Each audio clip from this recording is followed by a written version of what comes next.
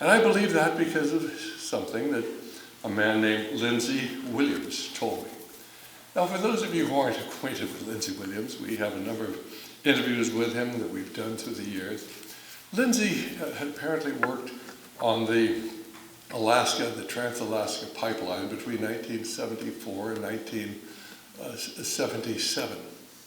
And he had an opportunity to work very closely with many of the executives up there. And he was told by one of the high executives about a discovery of a massive oil field 5 miles north of Prudhoe Bay, where of course we have our oil fields there at the present time.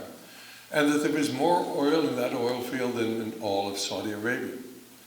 Well, in 1980, Lindsay wrote a book about this.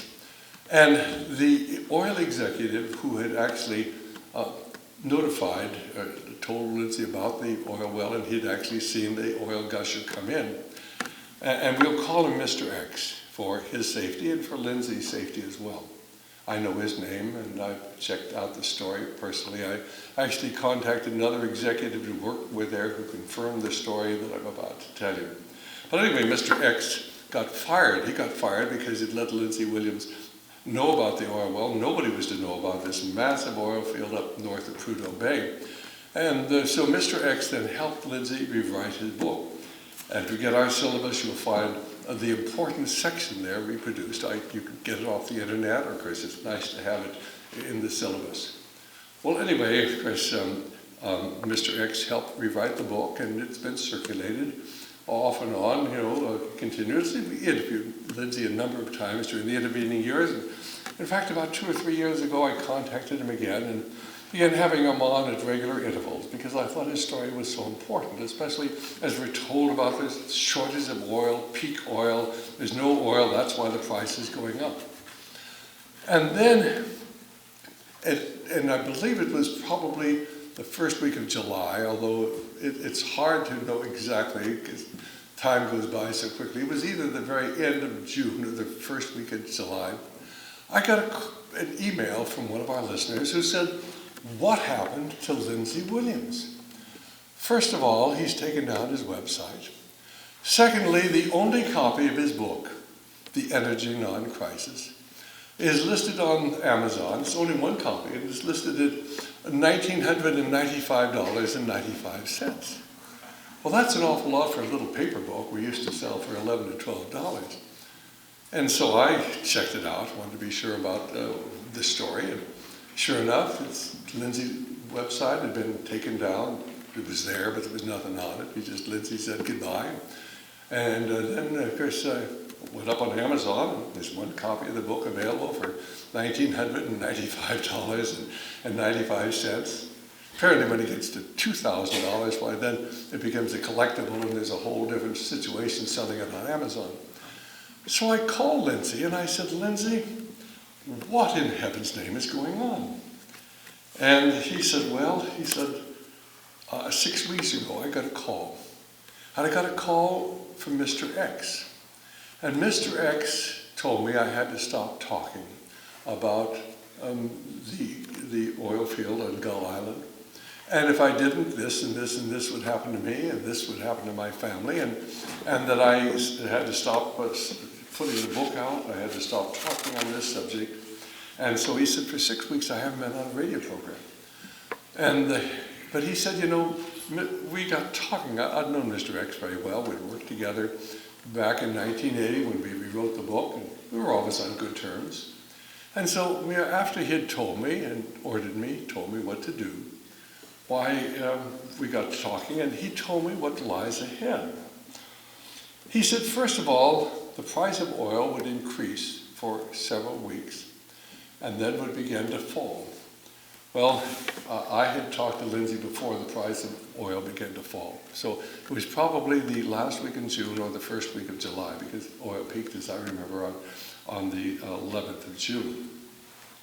The second thing was that the media will soon announce the discovery of a massive oil field off the north slope of Russia and another oil field in Indonesia.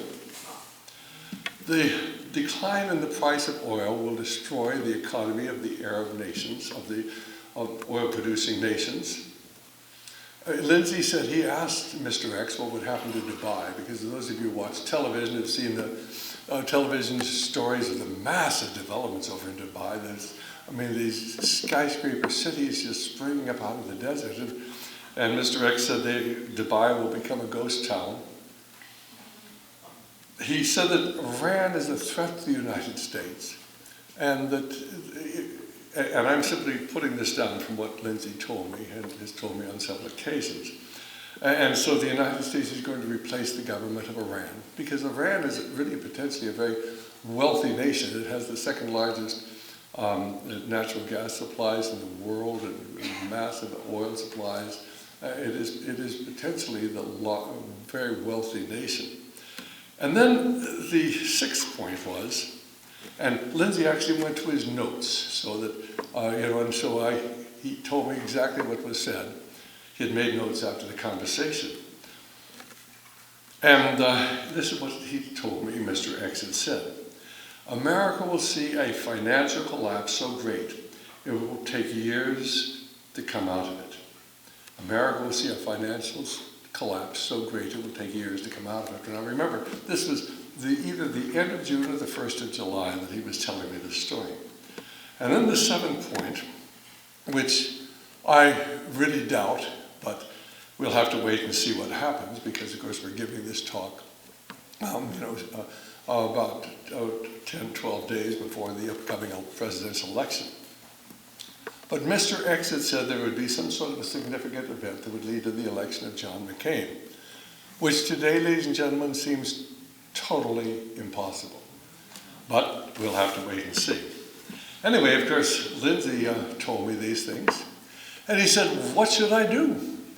He said, I'm afraid to go out and talk about this, because these people are ruthless. And he knew he'd actually rubbed shoulders with these people. He knew that these people would not hesitate to have people killed. People are killed all across the country on a regular basis. I have actually interviewed 3 professional assassins, people employed by the government as assassins. On my radio programs, at least 3 of the people I know on my programs, 4 of them have died under very mysterious circumstances. I believe they were assassinated. They didn't hesitate to kill people.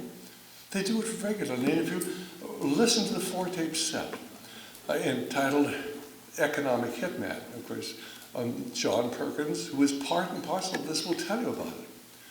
Well, this story that Lindsay told, is it really true?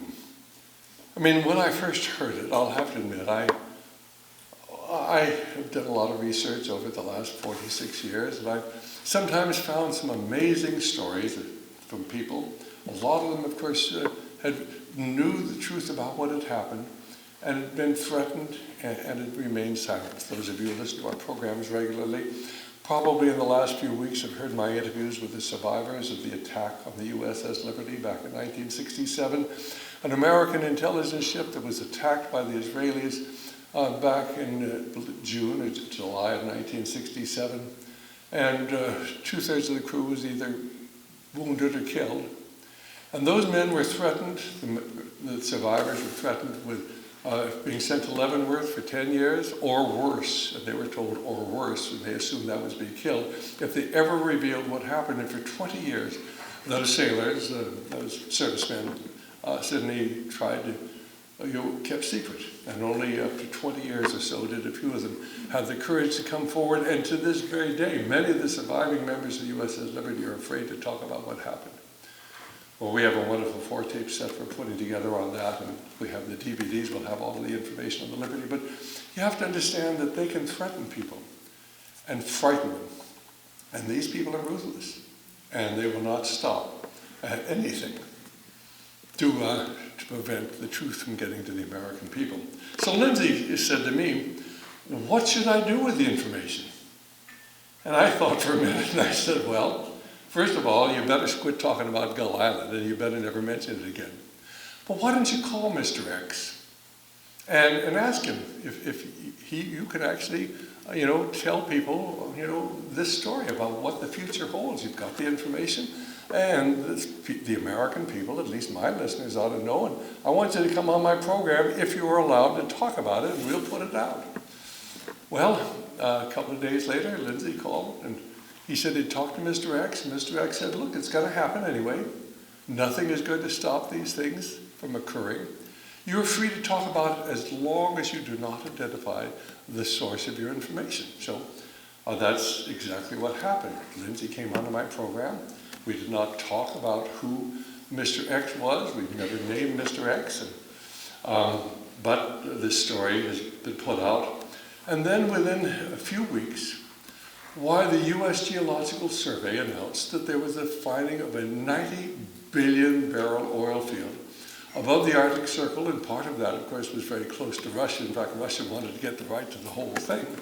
And of course, those of you who actually didn't get the article, it's included here. So I called Lindsay and I said, hey, Lindsay, you know, the U.S. Geological Survey has just announced the finding of a massive oil field, north of the Arctic Circle. And I mean, it's just exactly what Mr. X had told you.